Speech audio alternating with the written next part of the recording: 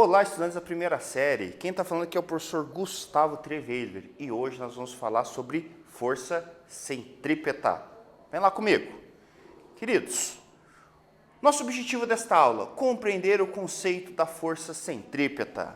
Então, vamos retomar a nossa última aula. Retomando com a luta da tiradeira, da funda, como você queira chamar, certo?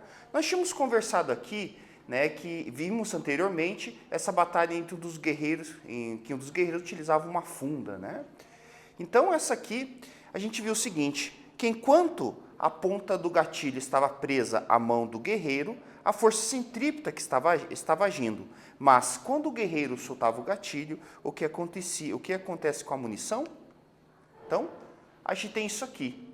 Se você for lembrar, a gente acaba tendo esse tipo de situação. Existe uma força centrípeta que puxa ela para o centro, existe uma força tangencial que está promovendo o aumento da velocidade e a ação dessa força centrípeta faz com que você tenha uma trajetória circular, como está sendo mostrado aqui nessa parte branca, certo?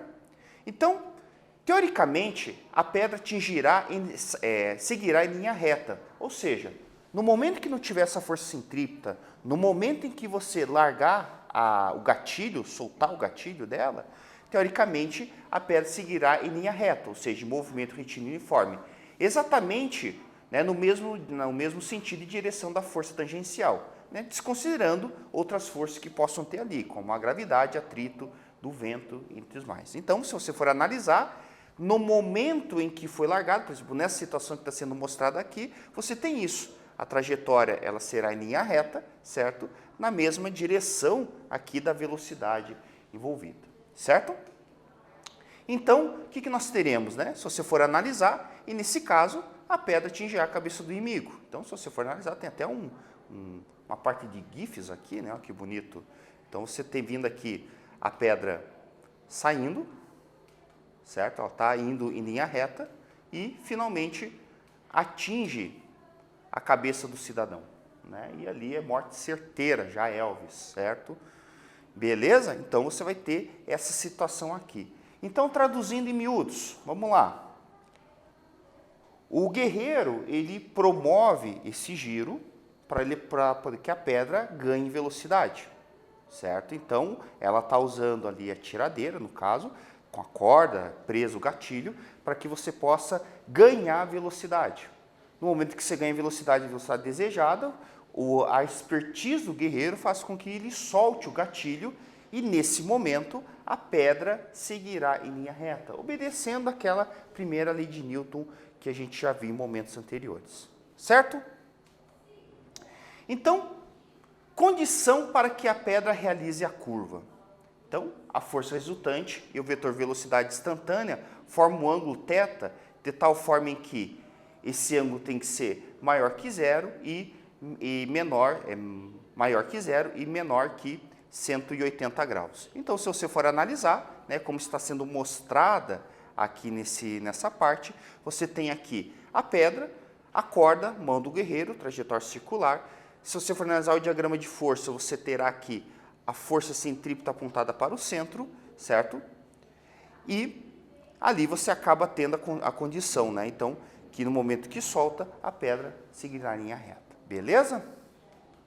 Pois bem, vamos falar um pouquinho mais sobre força centrípeta em um outro contexto.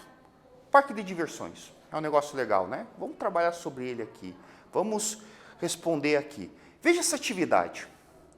Em um parque de diversões, o movimento em que um carrinho realiza um looping de uma montanha férrea, a famosa montanha-russa, é mostrado na figura. Podemos considerar que o modo da força centrípeta atuante corresponde à expressão.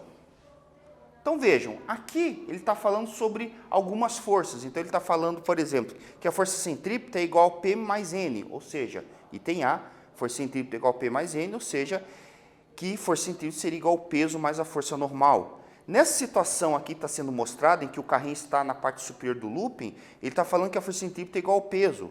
No item C, ele está falando que a força centrípeta é igual ao peso menos a normal. No item D, ele está falando que a força centrípeta é igual ao normal.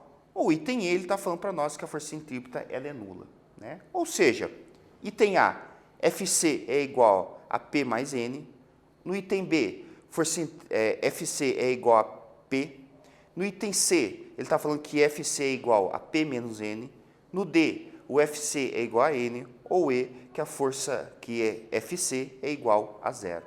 Então, qual é a expressão matemática que expressa, que pode mostrar melhor a situação que está acontecendo, em que o carrinho ele está na parte superior de um looping de uma montanha-russa?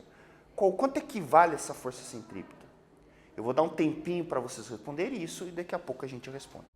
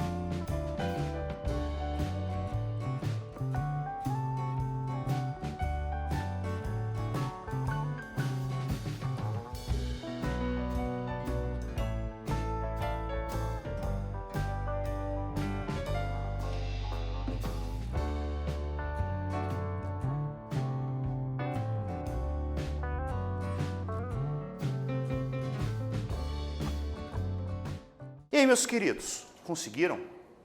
Cara, você tem que lembrar de uma coisa muito simples. Tem que lembrar que a força centrípeta, ela acaba sendo escondida por outras forças. Ou seja, a força centrípeta, na verdade, ela não é uma força nova. Ela é uma força que já existe. Então, ela pode ser atração, força normal, força peso, força gravitacional, entre outras que a gente pode ter aí. Então, assim, eu preciso saber o que é cada força dessas. Certo? Então, veja essa situação aqui. Melhor coisa, né? Quando a gente fala em leis de Newton, nada como um bom e velho desenho, um diagrama de forças. Então, veja aqui, você tem o carro fazendo looping, né? Então, eu peguei aqui uma situação bem hipotética. Vamos supor que o veículo ele está na parte inferior aqui do looping, né? Ou seja, do círculo, que é a trajetória circular, você vai ter o carro na parte inferior do looping. Veja o que acontece. Nessa situação aqui, você vai ter a força-peso para baixo, certo? Porque a gente falou, já conversamos sobre isso, que o peso sempre atua para baixo.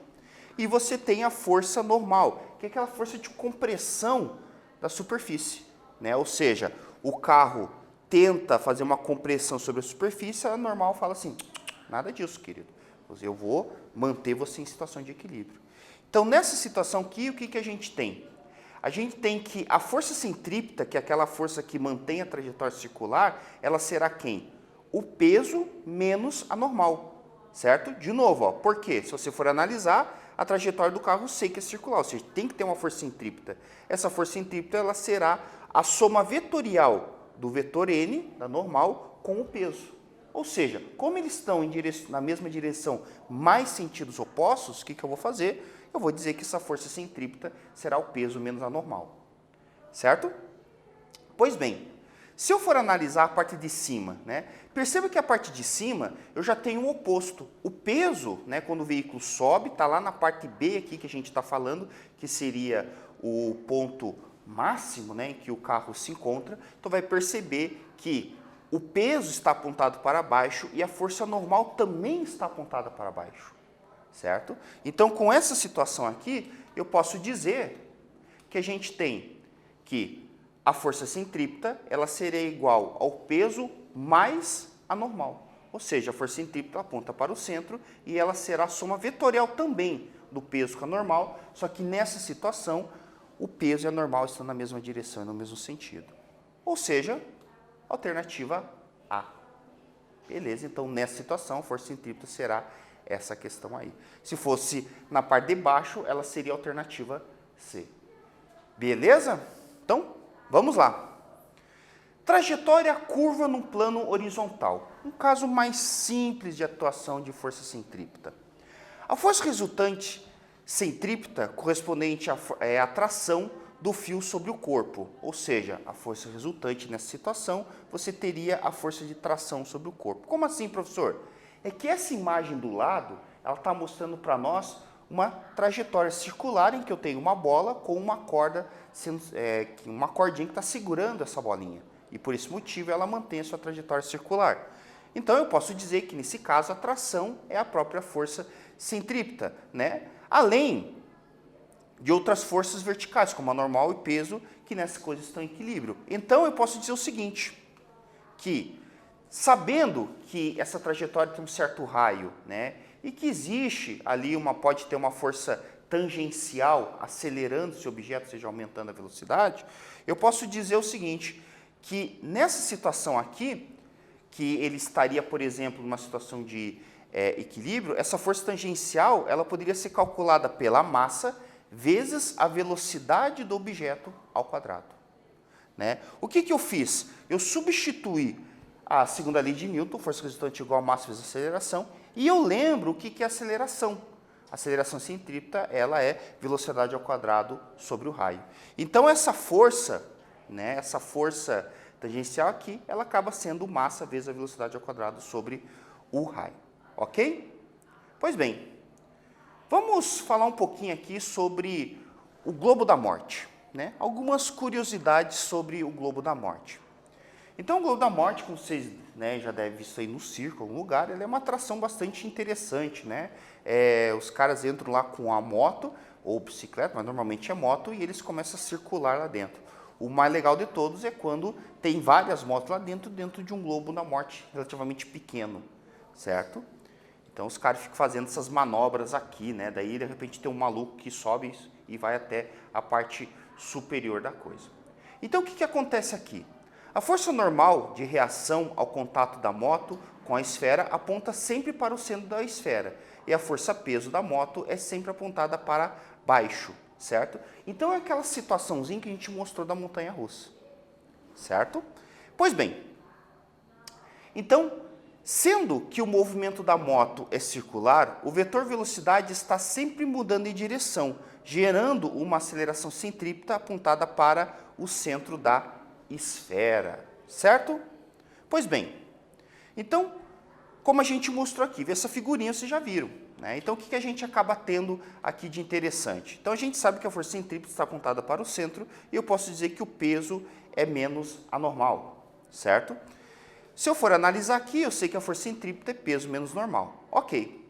Então, eu posso dizer, por exemplo, que essa força centrípeta, certo? Ela seria peso menos normal, é igual a massa vezes a velocidade do A ao quadrado vezes o raio. Ou seja, imaginando que o objeto ele está se fazendo um movimento circular, eu vou perceber que a força centrípeta que está atuando sobre o objeto seria o peso menos a normal, certo? Como a gente viu, ela seria a massa vezes a velocidade desse ponto A sobre o raio. Então, eu poderia calcular, né, a força normal, por exemplo, qual é a força que é necessária para poder suportar ali o movimento das motos, por exemplo, certo? Tem um material específico para poder fazer isso.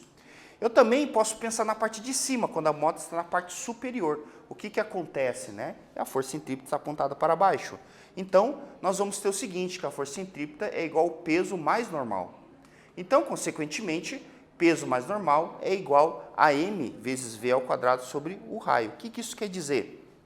Que a força centrípeta nessa situação, ela acaba sendo a massa vezes a velocidade B, né, a velocidade no ponto B sobre o raio. Ou seja, eu posso determinar, por exemplo, qual é a resistência do material ali em cima, qual é a força que a superfície, no caso, que mantém essa trajetória circular aqui, está fazendo para poder manter a moto na trajetória circular.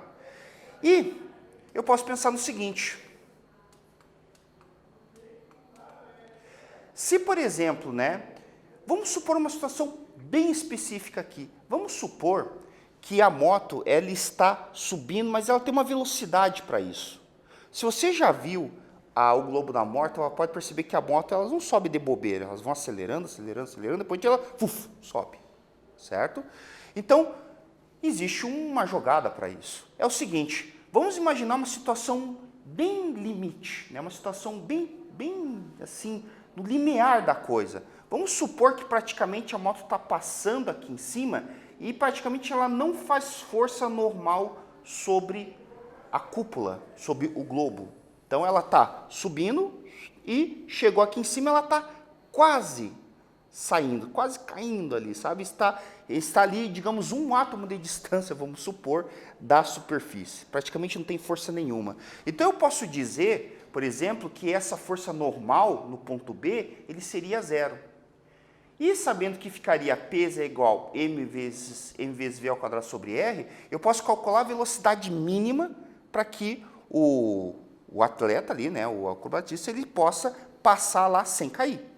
Então, eu posso dizer que essa velocidade mínima é igual a raiz de g vezes r, né? Ou seja, raiz quadrada de g vezes r.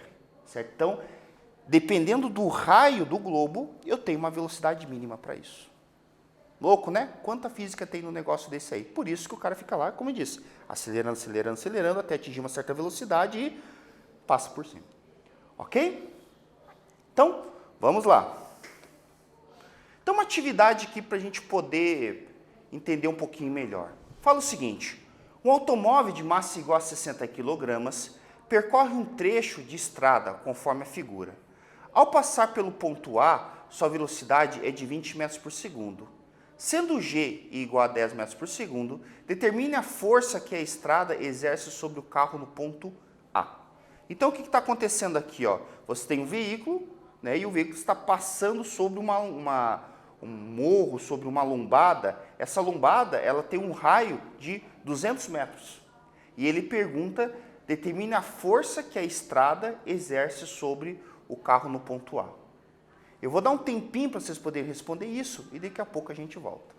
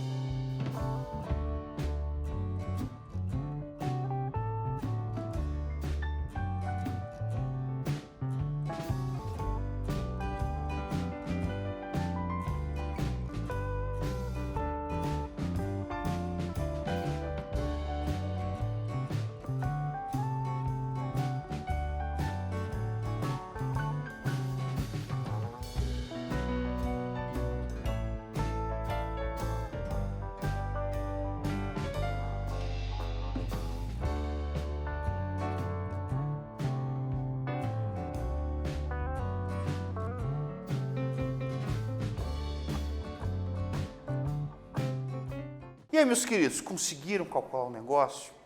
Cara, primeira coisa, você tem que identificar isso aqui, ó. Determine a força que a estrada exerce sobre o carro. Cara, a primeira coisa, você tem que imaginar o que é essa força. Essa é a força normal, né? É a força de compressão da superfície. Então, como boa física, nós vamos fazer um bom desenho, né? Então, o que a gente tem aqui, na verdade? Pode perceber que as forças que atuam no ponto A, ou seja, no pico da lombada ali, esse seria o seguinte: o peso para baixo e na mesma direção, mas no sentido oposto, a força normal, que é aquela força de compressão da superfície, certo? E eu sei que o carrinho tem 600 quilos. Então, se eu fazer aqui a força resultante, eu vou perceber o seguinte, que a força centrípeta, nesse caso, é o peso menos a normal, certo? Então, peso menos normal é igual a força centrípeta, ou seja, P menos NA, que seria o normal do ponto A, é igual a FCP, de força centrípeta, ok? Então, você teria o seguinte, M vezes G menos NA é igual a M vezes V ao quadrado sobre o raio, certo? Se você for fazendo esse cálculo aqui, tu vai perceber o seguinte, substituindo valores, né? Eu abri o P, substituí por P igual a M vezes G, substituí a força centrípeta por M vezes V ao quadrado por R, certo? E eu acabei achando isso aqui, 600 vezes 10 menos NA é igual a 600 vezes 20 ao quadrado sobre 200. Por que 20? 20 é a velocidade do carro e 200 é o raio da lombada aqui que a gente tem. E se você vier e calcular toda essa galera aí, você vai achar que a força normal é de 4.800 newton, né? Pega esse exercício, aplica a sua matemática e tente achar esse resultado aí. Ok? Então, retomando, a gente falou sobre força centrípeta. É uma força que sempre aponta para o centro. E no globo da morte, a força normal é sempre perpendicular ao ponto de apoio da moto, certo? Então, espero que vocês tenham gostado dessa aula, refaça os exercícios e até breve, meus queridos. Tchau, tchau.